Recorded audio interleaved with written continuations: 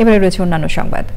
জাতীয় পার্টির chairman GM. কাদের বলেছেন, নির্বাচনের আগে সংস্কার নয়, লেভেল প্লেইং ফিল্ড তৈরি না হলে জাতীয় পার্টি নির্বাচনে অংশ নেবে না। তিনি বলেন, বর্তমান সরকারের কার্যক্রমে জনগণ প্রতিনিয়তই আস্থা হারাচ্ছে।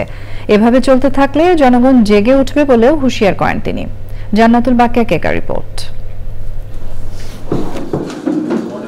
রাজধানীর বনানীতে জাতীয় শ্রমিক পার্টির যৌথ সভা। জাতীয় পার্টির চেয়ারম্যান ও মহাসচিব ছাড়াও পার্টির প্রতিনিধিদের অংশগ্রহণে শুরু হয় সভার আনুষ্ঠানিকতা। বক্তব্যে দেশের আইন শৃঙ্খলা পরিস্থিতির অবনতিতে উদ্বেগ জানিয়ে জাতীয় পার্টির চেয়ারম্যান বলেন, নিরীহ মানুষকে ফ্যাসিবাদের ট্যাগ দিয়ে মামলা হামলা ও ব্যবসা প্রতিষ্ঠান জ্বালিয়ে দেওয়ার মাধ্যমে ঘৃণা ও প্রতিহিংসার রাজনীতির চর্চায় দেশ আজ বিভক্ত।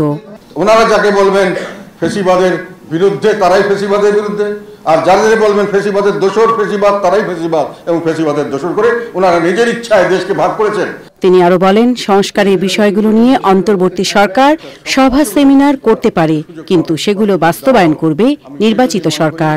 সমস্ত রাজনৈতিক দলের অংশগ্রহণে নির্বাচন হবে এবং ফ্রি ফেয়ার নির্বাচনের জন্য একটি নিরপেক্ষ সরকার, যাকে আমরা সবাই নিরপেক্ষ হিসেবে গ্রহণ করব, সেই ধরনের সরকার হওয়া উচিত। যেখানে লেভেল প্লেইং ফিল্ড হবে না, যেখানে নির্বাচনের নামে একটা একতরফা নির্বাচন হবে এবং অংশগ্রহণ করে আমি শুধু তাদেরকে একটা জাস্ট বৈধতা দেব, এই ধরনের নির্বাচনে আমরা অংশগ্রহণ করব। সংস্কারগুলো আপনারা প্রকাশ করেন, আমরা পরবর্তীকালে নির্বাচনের পরে যারা আসবেন তারাই এই সংস্কার দিয়ে ফাইনাল ডিসিশন নেবেন।